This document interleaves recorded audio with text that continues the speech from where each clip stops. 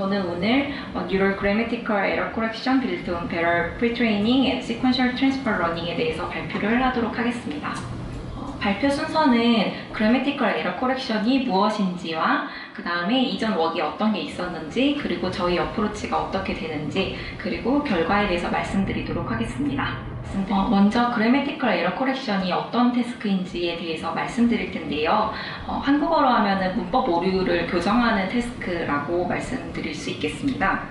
그래서 여기 인풋과 같이 문법적으로 옳지 않은 문장을 인풋으로 받았을 때 문법적으로 옳은 문장을, 그러니까 그것을 문법적으로 고친 문장을 아웃풋으로 내뱉는 태스크를 Grammatical Error Correction이라고 말하고 있습니다. 이 예시에서는 이렇게 트래블링과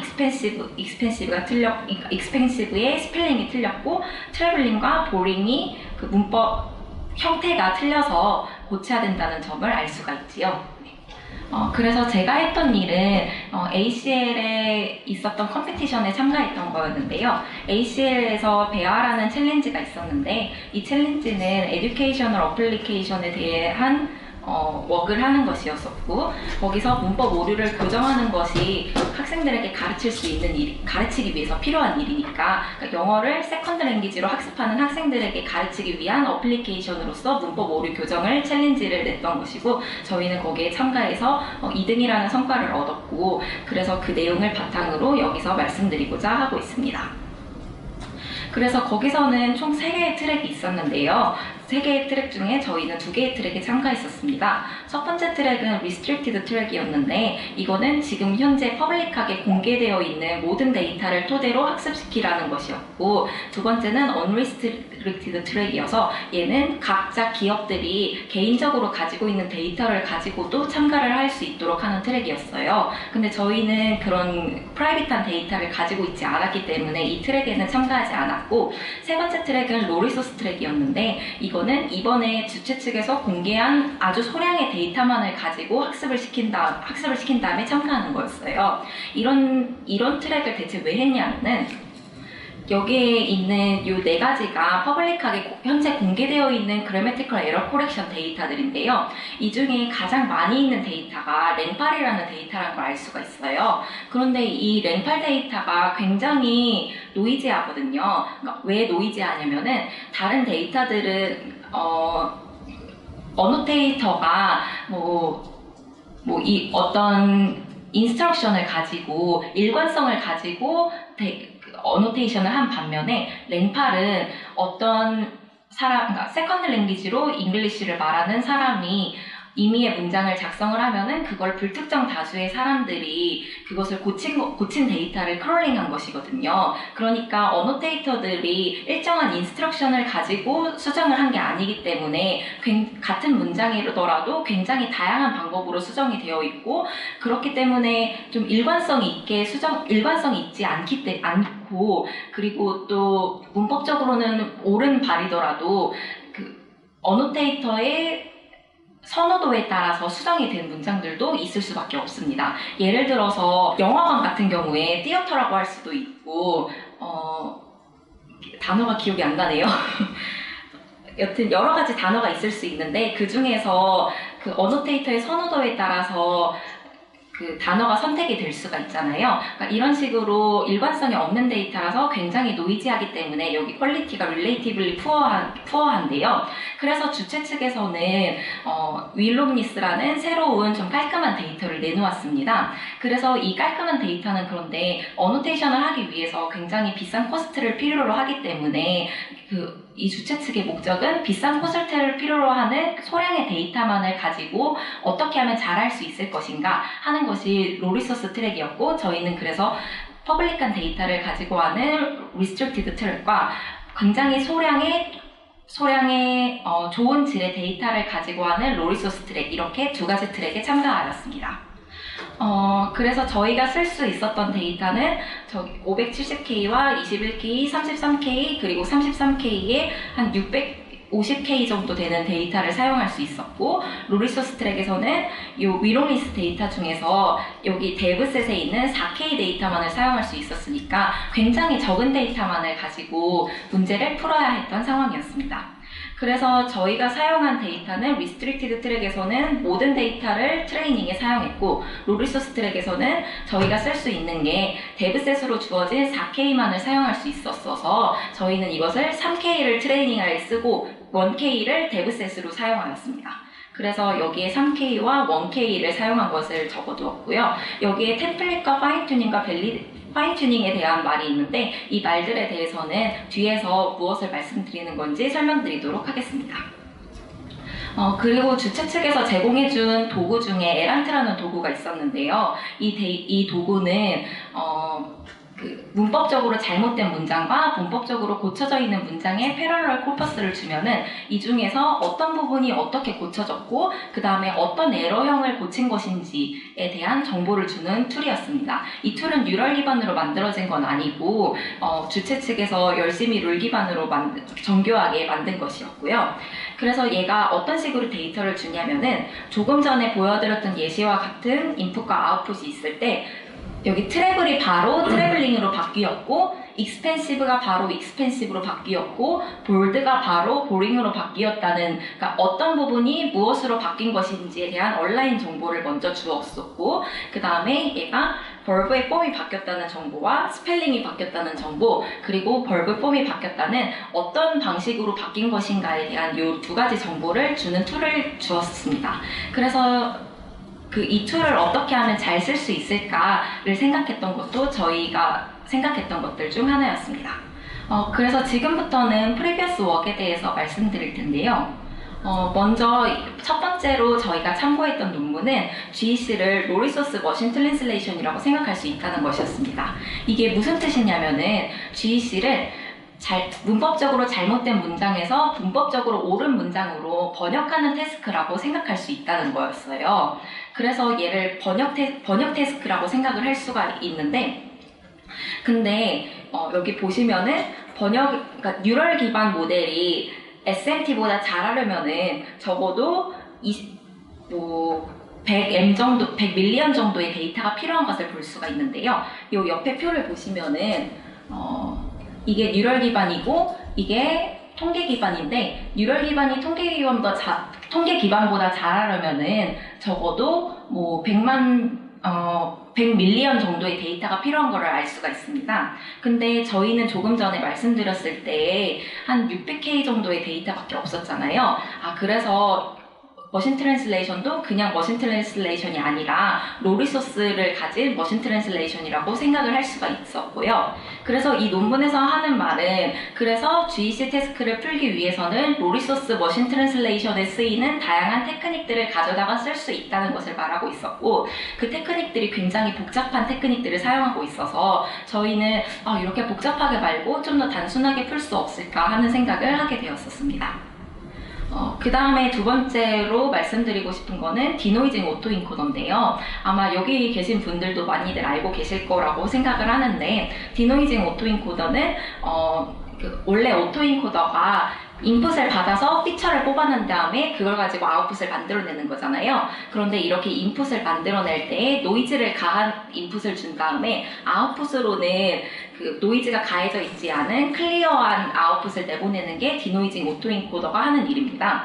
그렇게 해서 얻을 수 있는 장점으로는 좀 더 제너럴라이즈된 피처를 얻을 수 있다는 장점이 있는데요. 그래서 저희는 디노이징 오토인코더를 사용한 건 아니고 GEC 태스크가 디노이징 오토인코딩 태스크라고 생각할 수 있지 않을까라는 생각을 했습니다.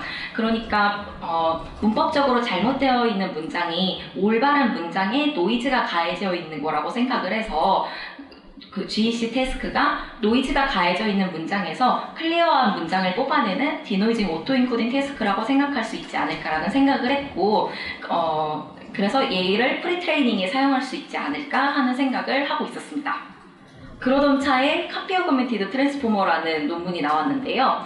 이 논문은 어떤 논문이냐면은 트랜스포머에 대해서는 다들 알고 계실 거라고 생각을 하고, GEC 태스크의 경우에 대부분의 단어들이 새로 생성되는 게 아니라 기존에 있던 단어에서 카피를 해오는 경우가 굉장히 많을 거예요. 조금 전에 보여드렸던 예시에서도 여기 3개의 단어들은 새로 생성한 단어들이지만 나머지 단어들은 이전에 있던 문장에서 카피를 해온 거잖아요. 그러니까 디코딩을 할 때 디코더가 제너레이션 하는 부분과 카피를 해오는 부분 이렇게 두 가지로 나누어 가지고 카피를 하는 애는 인코더에서 받은 애들 중에서 어텐션을 뽑아가지고 이 중에서 어떤 친구를 카피해올 것인지를 뽑고, 디코더는 제너레이션을 해서 이 두 개의 스코어를 가지고 어떤 부분은 카피를 해오고 어떤 부분은 제너레이션을 하면 되지 않을까 하는 논문이었었고요. 그래서 이 논문의 경우에는 그 디노이징 오토인코딩 태스크를 프레트레이닝으로 사용을 했었어요. 그래서 저희가 GEC를 하던 도중에 이 논문이 나왔었는데 저희도 이 생각하고 있었는데 이 사람들도 같은 생각을 했네 싶어서 굉장히 조금 아쉬운 기분이 들었었습니다. 그 다음에 그 외에도 토큰 레벨 레이블링이나 센텐스 레벨 카핑 같은 억실러리 로스를 둬서 멀티태스크 러닝을 했었고요. 토큰 레벨 레이블링은 문장들 중에서 어떤 단어들은 올바른 단어들을 어떤 토큰은 올바른 토큰일 거고 어떤 토큰은 잘못된 토큰일 건데 그 토큰 레이블에서 어떤 토큰이 올바른 토큰이고 어떤 토큰이 잘못된 토큰인지를 프리딕션 하는 게 토큰 레벨 레이블링이었고, 센텐스 레벨 카핑은 그 문장 전체가 애초부터 올바른 문장일 수도 있고 문장 자체가 애초부터 틀린 문장일 수도 있을 테니까 문장 단위에서 올바른 문장인지 틀린 문장인지를 프리딕션 하는 태스크였습니다. 그러니까 이렇게 멀티태스크 러닝으로 성능을 높였다고 말하고 있습니다. 그래서 이제 저희 어프로치에 대한 설명을 드릴 텐데요. 저희도 처음에는 모델 아키텍처를 개선해서 문제를 풀어보고자 했었어요. 특히 저희가 이 문제를 풀 당시에 버트가 굉장히 핫했어서 버트를 이용해서 문제를 풀어보고자 노력을 했었는데요. 근데 버트는 각각 자리마다 아웃풋이 나오잖아요. 그러니까 랭스가 결정되어 있어야만 제너레이션을 할 수가 있는데 저희 같은 경우에는 한 가지 단어가 두 가지 단어로 바뀔 수도 있고 단어가 없어지는 경우도 생길 수 있어서 버트를 사용해서 제너레이션하기에 좀 부적합하다는 생각을 했었어요. 그래서 트랜스포머 가지고 이렇게 저렇게 그 구조도 바꿔보면서 열심히 노력을 했는데, 그런데 트랜스포머에 비교해가지고 그렇게 성능이 많이 나아지는 모습을 보지는 못했어요. 그러니까 바닐라 트랜스포머와 굉장히 대동소이한 성능을 보였는데요. 그래서 저희는 여기서부터 원점으로 돌아가서 다시 고민을 하기 시작했습니다. 레이블링된 데이터가 애초에 부족한 시점이니까 아키텍처 변화만으로는 큰 성능 차이를 가져오지 못하는 게 아닐까 하고요. 패러럴 코퍼스는 적은 대신에 NLP에서 언레이블드 된 데이터는 굉장히 많으니까 이 언레이블드 된 데이터를 활용해야 되지 않을까 하는 생각을 했습니다. 그래서 이 언레이블된 데이터로 프리트레이닝이 필요하다고 생각을 했고, 이 프리트레이닝을 어떻게 잘할 것인가에 대해서 초점을 맞춰야 된다고 생각을 했어요. 또 4K만을 사용할 수 있는 로리소스 트랙에서는 프리트레이닝이 반드시 필요할 거라고 생각이 되어서 로리소스 트랙에서 좋은 성과를 보인다면은 이 프리트레이닝 된 아키텍처 모델을 가져다가 리스트릭티드 트랙에서도 사용할 수 있을 거라고 생각을 했습니다. 그렇게 해서 나온 게 다음과 같은 파이프라인입니다. 프리 프로세싱을 거친 다음에 프리 트레이닝, 트레이닝, 파인 튜닝을 거쳐서 포스트 프로세싱을 하는 건데요. 모델을 트레이닝 시키는 과정은 프리 트레이닝, 트레이닝, 파인 튜닝 이 세 과정으로 이 부분을 시퀀셜 트랜스퍼 러닝으로 생각하였습니다. 그래서 각 과정에 대한 디테일한 설명은 순서대로 드리도록 하겠습니다. 먼저 프리 프로세싱에 대한 설명을 드릴 텐데요. 지금까지 나왔던 많은 GEC 논문들에서는 그래매티컬 에러 중에서도 스펠링이 틀린 문제가 있을 거고 문법적으로 틀린 부분이 있을 텐데, 지금까지 나왔던 GEC 논문들에서는 스펠링이 틀린 거는 대부분 스펠 체커를 가져다가 그냥 돌린 다음에 그 다음에 모델에다가 보낸 경우가 굉장히 많았어요. 근데 저희는 스펠 체커도 그렇게 단순하게 해서는 안 된다고 생각을 했거든요. 왜냐하면은 스펠링도 문맥에 따라서 다르게 바뀔 수 있기 때문에요. 그런데 저희가 모델 따로, 스펠 체커 따로 이렇게 했던 이유는 스펠 체커는 단어 단위에서 고치는 것인 반면에 문법은 단어 단위로 고치는 게 아니라 여러 단어의 프레이즈 단위로 고치는 거라고 생각을 해서 단어 단위로 고쳐야 하는 스펠 체킹을 먼저 한 다음에 그 다음에 모델에 태워서 문법을 고쳐야 한다고 생각을 했습니다. 그래서 저희는 컨텍스트 어웨어 스펠 체커를 고안을 했는데요. 여기 예시에서 보시면은 이세이 부분이 오타가 난 거를 볼 수가 있어요. 이렇게 같은 오타라고 하더라도 위와 같은 예시에서는 얘가 이세이가 에세이로 바뀌어야 되고요. 밑에와 같은 예시에서는 이지로 바뀌어야 되잖아요. 그런데 그냥 스펠 체커를 바로 쓰게 된다면은 이 두 개가 똑같은 단어로 바뀌게 될 거잖아요. 그래서 저희는 문맥을 봐야 된다고 생각을 했고, 문맥을 어떻게 봤냐면은 스펠 체커가 잘못된 단어를 보았을 때에는 여러 가지 캔디데이트가 나오는데, 에딧 디스턴스를 기반으로 여러 가지 캔디데이트가 나오는데, 그 캔디데이트를 모두 적용해 본 다음에 LM 스코어를 계산해서 퍼플렉시티가 가장 낮은 친구가 문맥에 올바른 친구라고 생각을 해서 퍼플렉시티가 낮은 것을 정답이라고 생각을 했습니다. 랭귀지 모델에 대해서도 여기 계신 분들이 다 알고 계실 거라고 생각을 하지만 부연 설명을 조금 드리자면은 퍼플렉시티는 랭귀지 모델이 얼마나 많이 봤을 법한 문장인지에 대해서 알려주는 거니까 퍼플렉시티가 낮을수록 랭귀지 모델이 보았을 법한 문장이고 그럴수록 자연스러운 문장이라고 생각해서 문맥에 맞는 단어라고 생각을 했고요. 그래서 이렇게 컨텍스트 어웨어한 스펠 체커를 만들었고, 고유명사 같은 경우에 그 케이싱 에러가 있는 경우가 있었는데 이런 경우 때문에 고유명사 사전을 구축해서 케이싱 에러들을 잡았습니다. 고유명사 사전은 위키피디아를 통해서 구축했는데요. 어떤 단어가 소문자로 시작된 경우와 대문자로 시작된 경우를 모두 모아서 대문자로 시작된 경우가 99%보다 많은 경우에만 고유명사라고 생각을 해서 소문자로 표시된 글자를 대문자로 바꿨고요. 이렇게 케이싱 에러를 잡은 이유는 고유명사의 경우 케이스를 바꿔줘서 대문자로 만들지 않으면은 그 단어는 높은 확률로 사전에 없는 단어일 것이기 때문에 어떤 이상한 단어로 추천을 해줄 것이기 때문에 케이싱 오류를 잡는 게 중요했습니다. 그래서 저희는 그 LM 스코어를 가지고 문맥을 본 것과 케이싱 에러를 잡는 거 이렇게 크게 두 가지로 스펠 체커를 구축을 했고요. 그 다음에는 BP로 세그멘테이션을 했는데 바이트 페어 인코딩을 했을 때 성능이 더 높아진다는 거는 그 머신 트랜슬레이션에서의 결과를 통해서 잘 알려져 있기 때문에 저희도 워드 단위가 아니라 BP 단위로 세그멘테이션을 했습니다. 그 다음에는 프리트레이닝에 대해서 말씀드릴 텐데요. 먼저 패러럴 코퍼스는 굉장히 적은 반면에 언레이블드된 코퍼스는 굉장히 많이 있으니까 언레이블드된 좋은 코퍼스에다가 에러를 가해줘서 문법적으로 잘못된 문장을 임의로 생성한 다음에 그걸 가지고 프리트레이닝을 시키면 되지 않을까 같은 생각을 했었어요. 그런데 조금 전에 말씀드렸던 커피 오그멘티드 트랜스포머에서도 이와 같은 프리트레이닝을 했었는데요. 거기서는 머신 트랜슬레이션에서 하는 것과 비슷한 프리트레이닝을 사용했어요. 그거는 어떤 방법이었냐면은 단어를 임의로 삭제하거나 임의의 단어를 추가하거나 순서를 바꾸거나 아니면 오더 자체를 바꾸는 이런 노이즈를 줘서 프리트레이닝을 했었는데요. 저희는 이런 프리트레이닝 방법이 그 머신 트랜슬레이션에서는 적합하지만 GC에는 적합하지 않다고 생각을 했어요. 그 이유가 뭐냐면은 머신 트랜슬레이션에서는 어순이 바뀌는 경우가 많이 있으니까 이렇게 오더를 바꾸는 경우가 그 적절한 노이즈라고 볼 수가 있는데 GC 같은 경우에는 오더가 그렇게 적극적으로 바뀌는 것보다는 단어 자체가 다른 단어로 바뀌는 게 많기 때문에 좀 다른 방법의 프리트레이닝을 줘야 되지 않을까라는 생각을 했었고 여기서 든 생각이 그런데 우리가 에란트라는 조금 전에 말씀드렸던 얼라인을 알려주고 에러 타입을 알려주는 도구가 있는데 우리는 이 도구와 패러럴 코퍼스를 가지고 있으니까 패러럴 코퍼스에서 이 도구를 이용해서 에러를 익스트랙션 해낼 수 있지 않을까? 그러면은 이 익스트랙션 한 에러를 가지고 에러를 가해주면은 좀 더 GC에 적합한 프리트레이닝 데이터를 생성할 수 있지 않을까? 같은 생각을 했습니다.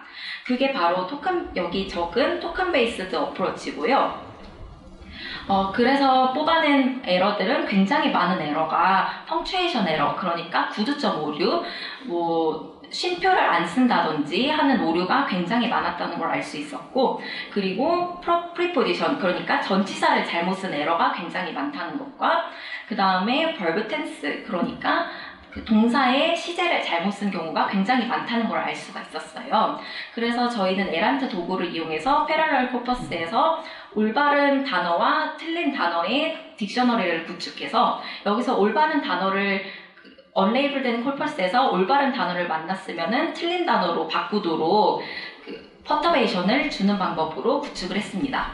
그런데 이렇게 하게 되면은 예를 들어서 전치사의 경우에 of를 as로 바꿔야 되는 경우가 굉장히 많았다고 할지라도 o는 as로 바꿔야 된다든지 다른 어떤 전치사를 as로 바꿔야 되는 경우도 굉장히 많을 거잖아요. 그래서 저희는 이런 경우를 보완하기 위해서 여기 적은 타입-베이스드 어프로치를 사용했는데요. 이거는 저희가 언어학적으로 알고 있는 지식을 활용한 것이고, 그래서 전치사를 바꾼다든지 아니면은 명사의 단복수를 바꾼다든지 아니면은 동사의 형태를 바꾼다든지 하는 식으로 저희가 원래 알고 있었던 문법적 지식을 활용해서 프리트레이닝 할 데이터를 생성하였습니다.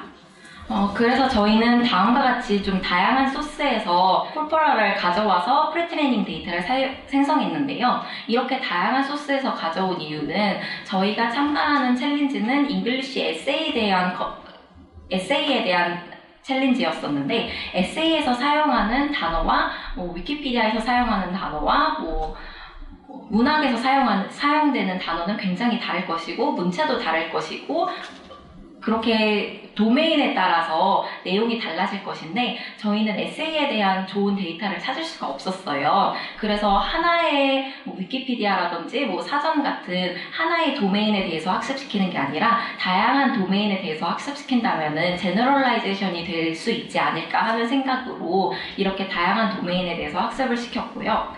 구텐베르크는 소설 데이터이고 타토에바는 사전에 있는 예문 데이터이고 위키텍스트는 다들 아시듯이 위키피디아 데이터를 말하고 있습니다.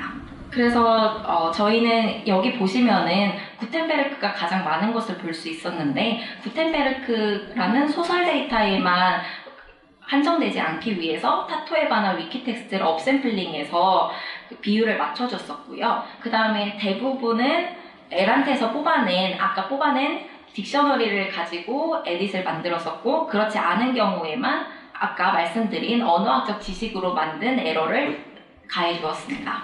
그래서 여기까지가 저희가 가장 큰 컨트리뷰션을 가지고 있다고 생각하는 좀 더 좋은 프리트레이닝에 대한 방법이었고요.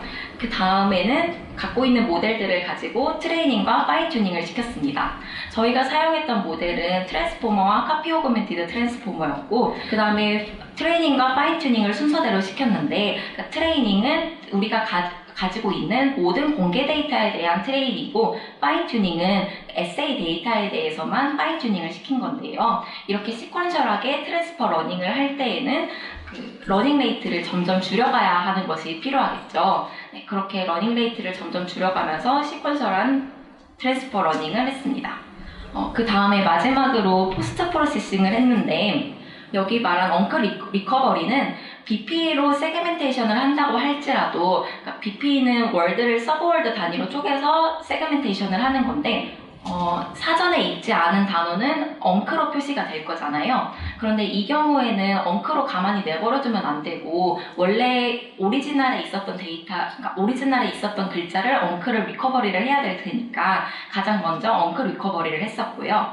그 다음에는 LM 스코어를 가지고 리랭킹을 또 했는데 이렇게 리랭킹을 또 한 이유는 모델이 경솔하게 고쳤을 경우에 되돌릴 수 있는 여지를 주기 위해서예요. LM 리랭킹은 어떻게 한 거냐면은 모델이 고친 곳이 한 군데, 두 군데, 세 군데 정도가 있다고 가정을 하면은 요 한 군데를 고쳤을 때와 고치지 않았을 때, 요 두 군데를 고쳤을 때와 고치지 않았을 때, 세 번째 위치를 고쳤을 때와 고치지 않았을 때의 LM 스코어를 각자 계산해서 퍼플렉시티가 가장 낮은 경우가 정답이다라고 생각을 해서 그렇게 고친 것이고요. 마지막으로 에러 타입에 대한 컨트롤을 했는데 이거를 할 수 있었던 이유는 아까 말씀드린 에란트라는 툴에서 에러의 타입이 무엇인지 스펠링 에러인지 벌브 텐스 에러인지 같은 정보를 주기 때문에 이런 컨트롤을 했는데 이것은 무슨 뜻이냐면은 어노테이터에 따라서 좀 더 자연스럽다고, 그러니까 문법적으로 틀린 건 아니지만 좀 더 자연스럽다고 생각되는 단어로 고치는 경우가 있는데, 저희는 이런 거는 모델이 고치기가 아무래도 어렵다고 생각을 해서 모델이 뭐 예를 들어서 스틸러를 팁으로 고친 경우 같은 거를 말하고 있는데요. 모델이 이런 수정을 했을 때에는 차라리 안 고치는 것만 못하다고 생각을 해서 이런 수정에 대해서는 다시 되돌리는 작업을 했었습니다. 그래서 지금부터 결과에 대해서 말씀드리겠습니다. 왼쪽은 데브셋에 대한 결과고 오른쪽은 테스트셋에 대한 결과고요. 위에 있는 거는 리스트릭티드 트랙에 대한 결과고 밑에 있는 거는 로리소스 트랙에 대한 결과입니다. 로리소스 트랙에서는 프리트레이닝 다음에 트레이닝에서 끝나는데, 그 이유는 리스트릭티드 트랙에서는 트레이닝과 파인튜닝이 있는 이유는 모든 패러럴 코퍼럴을 모두 사용한 게 트레이닝 셋이고, 그 중에서 에세이 데이터만 가지고 사용한 게 파인튜닝이고요.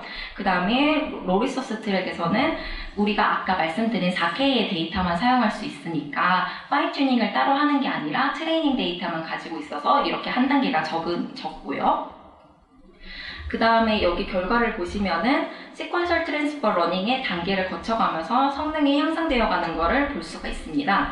특히 위트레이닝, 그러니까 에세이 데이터에서 에러 익스트랙션만 하고 어떤 패러럴 커퍼라도 쓰지 않은 프리트레이닝 단계에서 이미 54.82점 과 51.71점을 기록한 거를 볼 수가 있는데요. 이는 디노이징 태스크에 대해서 프리트레이닝을 한 게 이미 GEC 시스템에 대해서 제대로 된 결과를 내고 있는 것을 보여주고 있습니다. 그 다음에 로리소스 트랙에서도 패럴럴 데이터가 굉장히 부족함에도 불구하고 각 스텝에서 임프루브가 이루어지는 것을 볼 수가 있었고요. 그 다음에 여기서 두 시스템이 프리트레이닝이 끝났을 때 점수가 다른 거를 볼 수가 있는데, 왜냐하면은 여기서는 사용할 수 있는 트레이닝 데이터가 훨씬 많았기 때문에 더 많은 곳에서 에러를 익스트랙션 해와서 그걸 템플릿으로 가져다가 에러가 있는 문장을 만들었기 때문에 더 높은 점수를 보이는 것을 볼 수가 있습니다. 그 다음에는 스펠 체커의 성능에 대해서 말씀드리겠는데요. 저희는 훈스펠이라는 스펠 체커를 오프 더 쉘프로 가져다가 썼고, 훈스펠이 추천해주는 단어들 중에서 가장 좋은 단어를, 그러니까 LM 스코어를 기반으로 계산해서 가장 좋은 단어를 올바른 단어라고 생각을 했고요. 그래서 훈스펠만 했을 때의 점수가 23.60점이고 여기서 랭귀지 모델 스코어를 더했을 때가 28점인 것을 볼 수가 있고, 여기에 고유명사들의 그 대문자들을 고쳐준 경우에 점수가 더 이렇게 올라가는 것을 볼 수가 있습니다.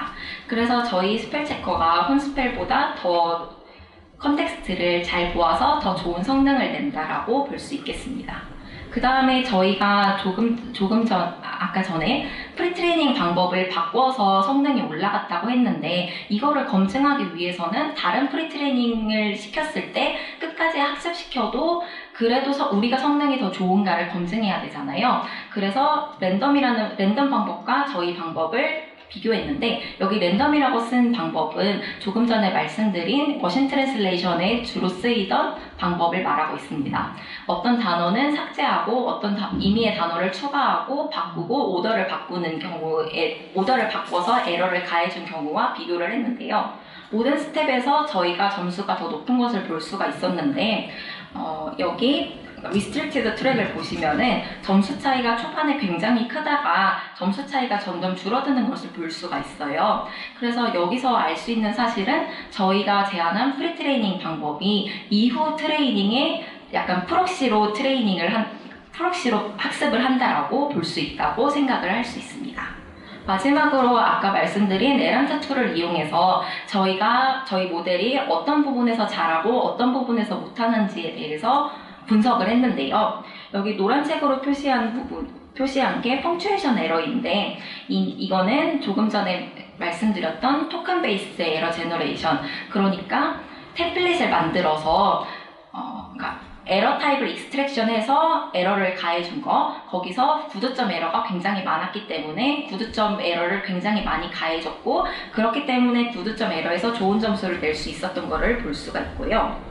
그 다음에 초록색으로 표시된 부분은 명사의 형태를 바꾸는 거를 말하고 이거는 동사의 형태를 바꾸는 것들을 말하는데요.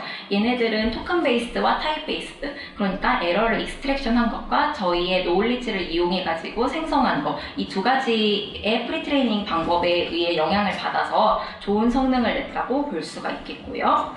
그 다음에 스펠링 에러와 파란색으로 표시된 스펠링 에러와 오소그래픽 에러에 대해서 좋은 성능을 낼 수 있었던 거는 스펠 체커의 영향이라고 볼 수 있겠습니다. 여기 스펠링 에러는 스펠링 에러고요. 오소그래픽 에러는 everyone 이렇게 떨어져 있는 것을 everyone으로 합치는 것과 같은 에러를 말하는데요.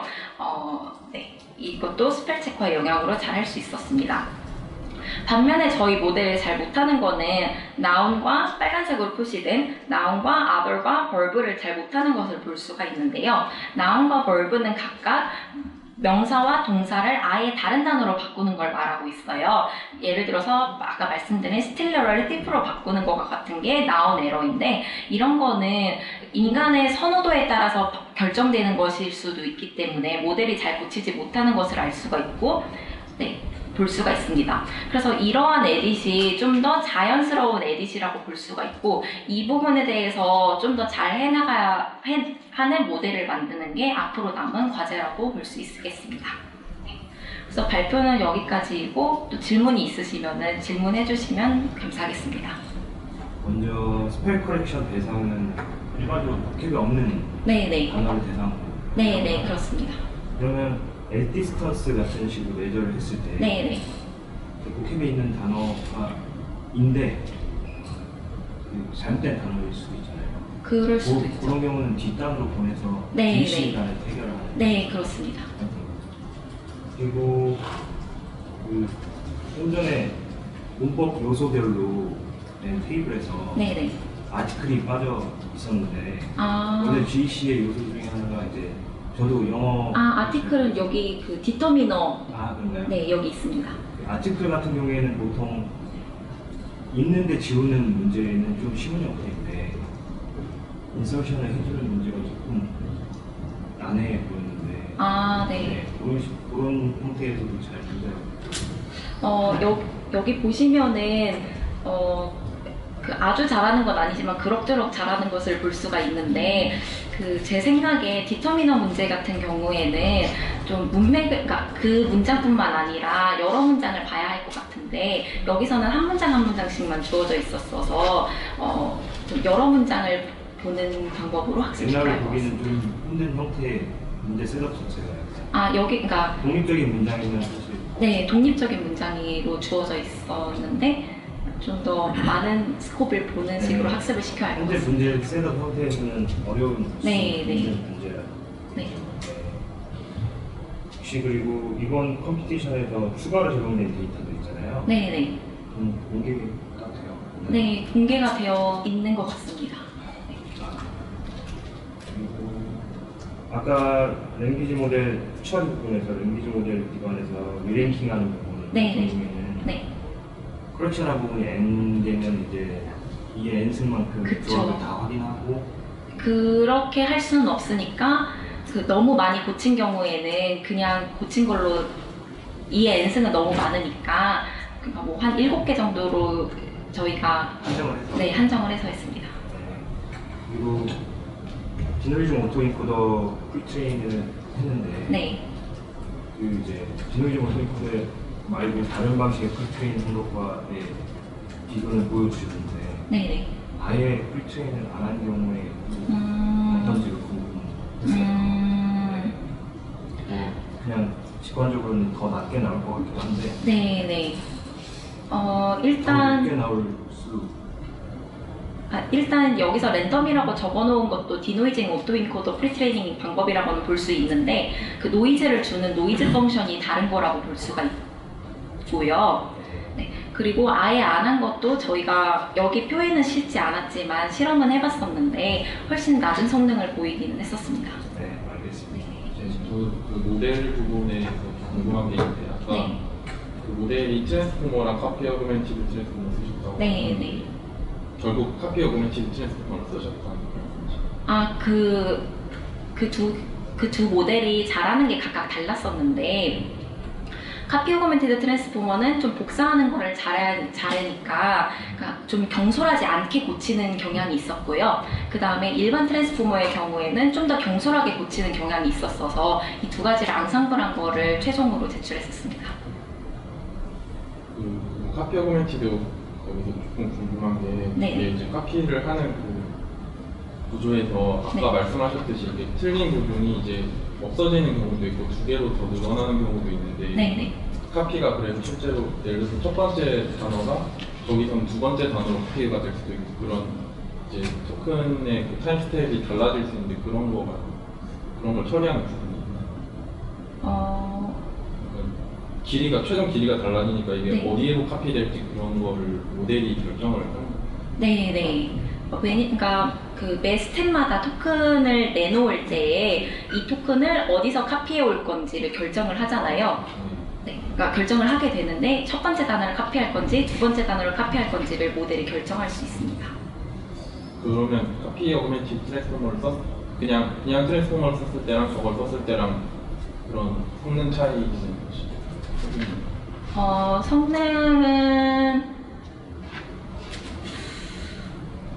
성능은 비슷비슷했었는데 그게 제 기억에는 리스트릭티드 트랙에서는 카피 오그멘티드 트랜스포머가 좀 더 잘했었고 로리소스 트랙에서는 베이스 트랜스포머가 조금 더 잘했었거든요. 그래서 그 각각 두 개가 잘하는 게 달라서 그렇게 나온 것 같다고 생각을 했습니다. 그러니까 어느 게 더 우월하다라고 그 두 개를 비교하는 게 아니라 두 개를 같이 썼을 때랑 하나만 썼을 때랑 차이가 좀 큰 편이에요. 네네. 여기 앙상블 했을 때 점수가 굉장히 많이 올라가는 것을 볼 수가 있습니다. 아까 이제 에러 제너레이션을 통해서 네. 그 토큰 베이스랑 타입 베이스로 넣으셨다고 하는데 네네. 하나의 문장에서 그 에러의 비율을 어느 정도? 에러의 비율이. 그러니까 어느 정도로 에러를 그러니까 문장에서 에러가 약간 일부러 이제 집어 넣으셨으니까 네. 몇 개, 그러니까 예를 들어서 단어가 10개 있으면 그 중에 에러 몇 개 정도로 해가지고 디코드에 집어 넣으셨는지. 그 비율도 저희가 만들었던 템플릿의 비율에 맞춰가지고 제너레이션을 했어요. 그러니까 그 on이 그대로 on으로 남아있는 경우의 비율과 on이 as로 바뀐 거의 비율과 on이 뭐 of로 바뀐 거의 비율을 다 계산을 해서 그 비율에 맞춰가지고 바꿨습니다. 그 에런트의 네. 비율대로. 네네.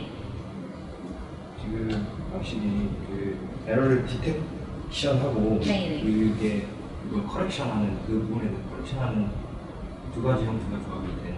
네, 맞아요. 각각의 그 최종 성능의 보틀렉이 뭔지가 살짝 궁금해요. 네. 디텍션을 못하면 못 볼 테고, 네. 디텍션을 잘해도 커렉션이 안 되는 형태가 있을 것 같은데. 네, 맞아요. 두 가지가 어떤 게 더 네. 문제라고 보시는지. 저 굉장히 좋은 질문을 해주셨는데요.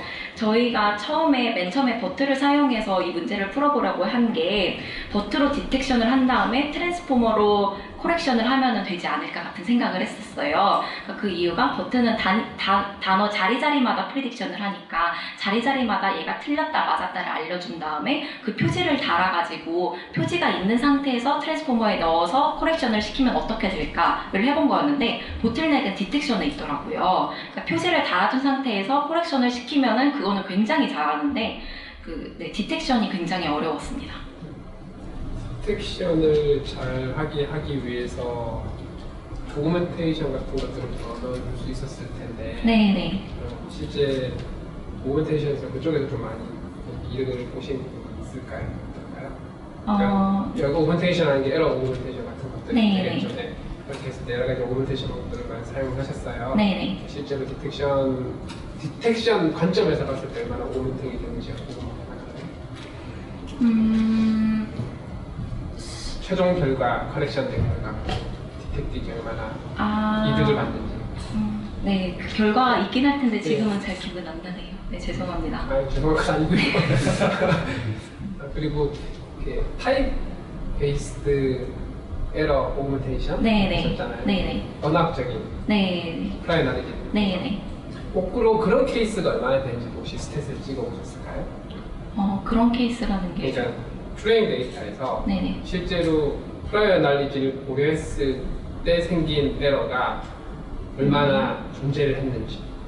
그러니까 앞에 토큰 베이스드는 에러가 얼마나 많은지를 카운팅을 해가지고 계획 기반으로 오멘테이션 하신 거잖아요. 네네. 그리고 타입 베이스드는 반대로 이런 에러가 충분히 일어날 수 있으니 그걸 기준으로 에러를 만든 거고. 네네. 근데 반대로 실제 뭐 꼭 레스트릭티브 리소스 말고 네네. 그러니까 로 리소스 쪽 말고 네. 전체 퍼포스에서 프라이어 날리지로 생각했던 네. 에러가 네. 실제 얼마나 존재하는지에 대한 스태티스틱스를 혹시 찍어보셨나요? 데이터에 얼마나 예, 실제로 그 존재했는지요? 데이터에 존재를 하는 얼마나 존재하는 데이터에 상당수 존재했었고 네. 정확한 수치가 기억이 나지는 않는데 잠시만요.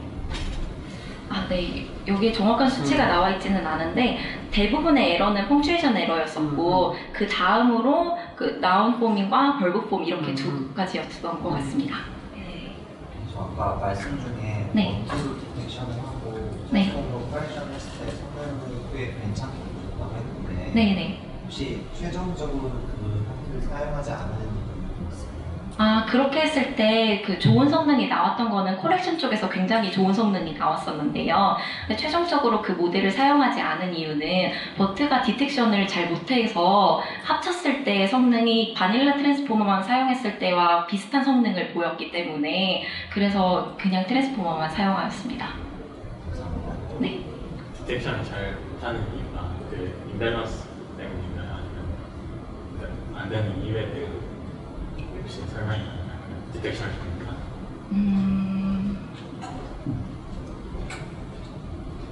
제가 아까 그거 왜 여쭤봤냐면 네. 비슷한 형태의 태스크를 해본 적이 있는데 네네. 버트가 디텍션은 되게 잘하더라고요. 커렉션보다 지금 이제 경험해보신 바는 약간 반대인 것 같아서 네. 좀 궁금하네요. 그때는 어떤 디텍션을 하셨어요? 그때는 제가 OCR 팀인데 네네. OCR 하면 이제 에러가 섞여 나오잖아요. 네네. 이제 이미지 들어가서 텍스트 나오는데 약간 그 옵티컬한 데서 기반한 에러들이 좀 많았어요. 따지면 여기서 이제 GC 부분보다는 그래머티컬 에러보다는 스펠이나 뭐 이런 것들에 대한 에러가 좀 네. 많은데 그럴 때는 굉장히 잘 동작을 했었거든요. 네네. 그래서 그 약간 레귤러라이징이 거기 될 가능성이 있잖아요. R이 B로 가거나 B가 R로 가거나 네. 그런 정해적인 패턴이 있어서 그랬을 가능성이 있는데 사람이 치는 거는 그거보다 좀 자유로웠기 때문에 그럴 가능성 그런 게 있지 않나요? 일단 저희가 내린 결론은 그 있는 거를 그러니까 틀린 곳을 알았을 때 고치는 거는 쉬운 반면 틀린 곳을 찾는 게 굉장히 어렵다라는 점을 알아냈었습니다. 네. 네. 혹시 한글에 대해서 아, 네. 엑스프레션 그렇고 그 에런트 같은 툴도 잘 없는데 혹시 해보고 싶다면 혹시 어떻게 시작하는 게 좋을지 어떤 할 계획이 있으신지.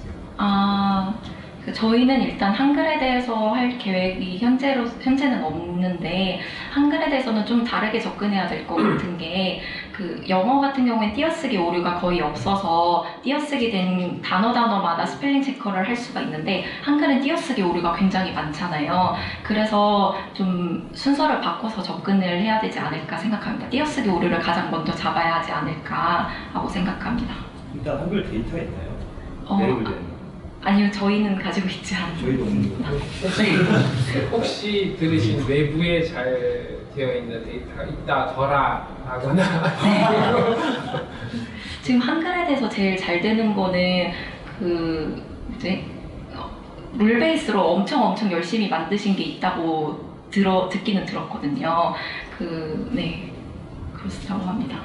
혹시 영어에 대해서도 룰베이스 시스템의 성능이랑 시너리 베이스 시스템의 차이가 어느 정도? 룰 베이스 기반의 성능은 잘 모르겠고요. 일단 통계 기반 방법에 대해서는 한 2016년 정도부터 뉴럴 기반이 그러니까 뉴럴 기반이 2016년 정도부터 앞서기 시작했습니다. 혹시 카카오에서는 그래머링인가 뭐 그런 서비스 아, 네네. 이렇게 이상하게 쓰면 이렇게 교정을 제안해주는 이런 형태의 서비스도 생각을 하고 계신가요? 개인적인. 아직 서비스에 대해서 생각하고 있는 거는 아니고, 네, 그래멀리와 성능 비교는 해보았는데 저희가 더 잘했습니다. 근데 그게 그래멀리가 고치는 거랑 저희가 고치는 게 종류가 좀 다르더라고요. 그래멀리는 약간 수동태 같은 걸 능동태로 고쳐라 이런 제안을 많이 해준 반면 저희는 그런 제안을 한 거는 아니라서 좀 하는 게 각자 달랐습니다.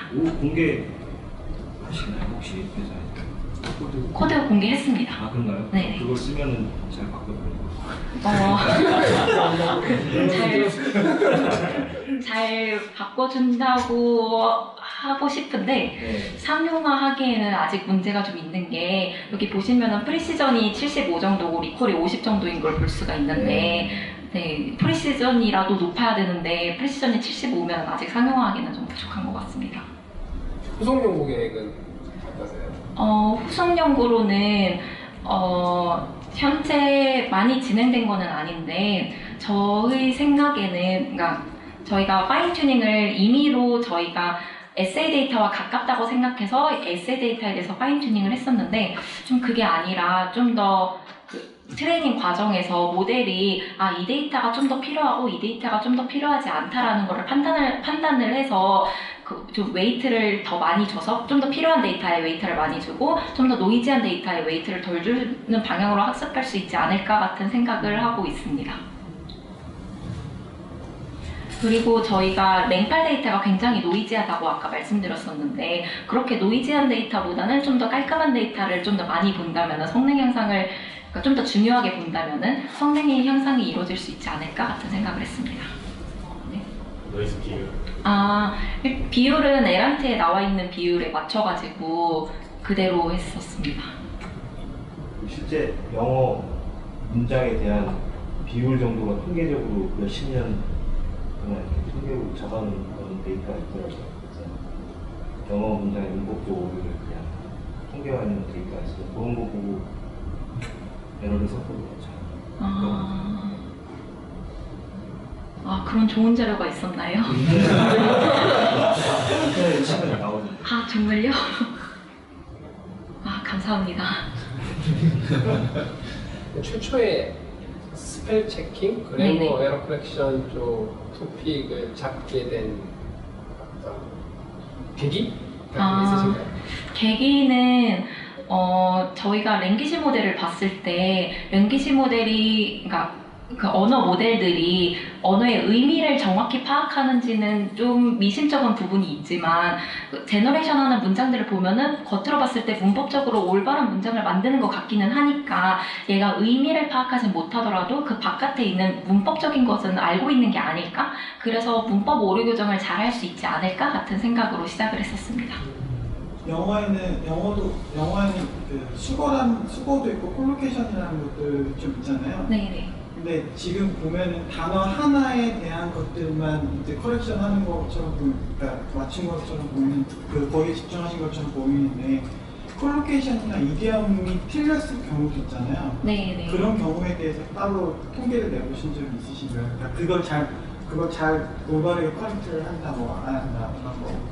저희는 그런 경우에 대해서는 모델이 잘 못한다고 생각을 해서 그렇게 그러니까 아예 나운이나 벌브의 단어 자체를 바꾸는 경우는 모델이 못 바꾸도록 했었거든요. 그러니까 모델이 경솔하게 바꿨다가 오히려 틀리는 경우가 많을 거라고 생각을 해서 그런데 이디엄 같은 문제는 꼭 여기서뿐만 아니라 번역에서도 이디엄이 아직 잘 안 되고 있잖아요. 근데 저희는 번역을 일단 기본 베이스라인 모델로 가져다가 썼기 때문에 저희 모델도 이디엄에 대해서는 마찬가지로 그렇게 잘하지 못할 것으로 생각을 하고 번역에서 먼저 해결해야 될 문제인 것 같습니다. 잘 확장하면 페어프레이징도 가능하지 않을까요? 그건 좀 로우 레벨인 것 같은데. 네네. 왜냐면 스펠은 더 로우 레벨. 네네.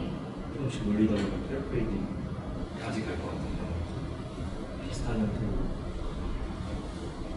볼 수 있지 않을까요? DA 프리트레이닝을 페어프레이징에 확장시켜 볼 수도 있을 것 같기도 한데 페어프레이징은 훨씬 어려운 과제일 것 같기는 합니다. 페러프레이징으로 확장을 한다 그러면 디텍션, 커렉션 쪽으로 가면은 안 되지 않을까요? 예, 그럴 것 같습니다. 네. 페러프레이징은 사실 어디를 바꿔도 상관없잖아요. 네네. 그런 구조다 보니까 약간 스트럭처 자체가 진짜 이 느낌으로 투 스테이지로 가면 안 될 것 같고 네네. 하지만 전체적인 문제셋은 굉장히 비슷하죠. 네. 트랜슬레이션 쪽이랑은 달리 커렉션은 맞는 부분이 훨씬 더 많잖아요. 네. 그렇기 때문에 카피를 네. 하는 쪽으로 많이 베팅이 가게 될 거고 그래서 디텍션 성능이 굉장히 중요할 거고 네네. 그냥 알려줘야 돼. 얘는 무조건 틀렸어라 알려줘야 돼. 네. 그럼 순수하게 디텍션만 하면 성능이 정량적인 숫자가 어느 정도 나오나요? 디텍팅 에큐러시가? 제 기억에는 한 반 정도 됐던 것 같아요. 반 정도. 네네. 그러니까 반 맞고 반 틀리고 정도. 그러면 진짜 디텍터 성능을 굉장히 끌어올리는 게 이슈가 네네. 투 스테이지로 안 하면 어떻게 돼요? 디텍팅 커렉션 형태가 아닌 형태로 하면 이번에 그러니까 투 스테이지로 하려고 했다가 잘 안 돼서 이렇게 네, 2-2로. 아무래도 디텍션 일단 반을 깎아먹고 네, 맞습니다. 잘 안 그러니까 돼. 디텍션을 확장하지 말고 네. 디텍션 가능한 후보들을 좀 확률적으로 있었거든요. 디텍션 후보를 여러 개를 보고 뒷단을 한 다음에 그 아웃풋들을 어떻게 리스코어링하고 그래서 저희도 그러니까 디텍션의 정도를 가지고 표지를 주는 것도 해봤었는데 그거에서도 마찬가지로 그렇게 좋은 성능을 내지는 못했었습니다. 어느 디텍션에서 스레셜드가 좀 낮아도 네. 얘도 고칠 수 있는 대상이 있거니 봐라 뭐 이렇게 보시는 거죠? 네. 근데 그렇게 투 스테이지로 하면은 약간 문제가 그 제너레이션 쪽이, 그러니까 코렉션 쪽이 디텍션의 성능에 너무 의존을 많이 하게 돼서 코렉션을 학습시킬 때 얼마만큼 노이즈가 껴있는 데이터를 가지고 코렉션을 학습시켜야 되는가 이것도 이슈가 하나가 될 수가 있거든요. 그러니까 디텍션이 GT인 것들만 가지고 학습을 시켜야 될지 디텍션에 노이즈가 껴있는 걸 가지고 학습을 시켜야 될지 또 그러면은 노이즈가 얼만큼 껴서 코렉션을 학습을 시켜야 될지 얘도 이슈가 되어가지고 굉장히 좀 힘든 작업이었었습니다. 카피 디시저널 웨이팅 하는 정도로만 쓸 수도 있지 않나요? 카피를 거의 확률이 굉장히 높게 나올 텐데 당연히 대부분이 카피테니까 네네. 걔를 디케잉 하는 정도로 네, 그럴 수도 있을 것 같습니다. 네. 여기 보면은 그 데이터가 많은 경우에 기계 번역 기반 방법이 잘 운영하는 것 같아요. 네. 그러면 데이터가 많다는 가정하에 기계 번역 방식이 지금 제일 잘 나오는 거라고 봐도 될까요? 기계 번역. 네, 저는 그렇게 봐도 될 것 같습니다. 그럼 따라잡을 수 있을까요? 지금 형태의 방법으로 기계 번역 방식이 아닌. 일단 지금은 MT에 기대고 있으니까 MT의 성능을 뛰어넘기는 어려울 것 같다고 생각을 하고 있습니다. 네. 이번 컴피티션에서 네. 그 리소스 제한이 없는 트랙 같은 경우에 네. 기계 번역 기반 방법들이 있었나요? 제한이 있었나요? 기계 번역 방식을 쓰지 말고 이런 건? 아니요. 그런 제한은 없었습니다. 그러면 기계 번역 방식을 왜 안 쓰셨어요? 데이터 욕심이 좀 많아서 그런 거죠? 그거 있어서 1등이죠. 그럴 수도 있긴 하죠. 그렇긴 한데 결국은 데이터는 계속 점점 많아질 거고 그다음에 뉴럴 방법이 언젠가는 스태틱스티컬한 방법을 뛰어넘을 거라고 생각을 했습니다. 그러면 더 나중에는 또 뛰어나올 수 있어요. 네, 알겠습니다. 네, 알겠습니다. 네, 질문 없으시면은 발표 마치도록 하겠습니다. 질문 많이 해주셔서 정말 감사합니다.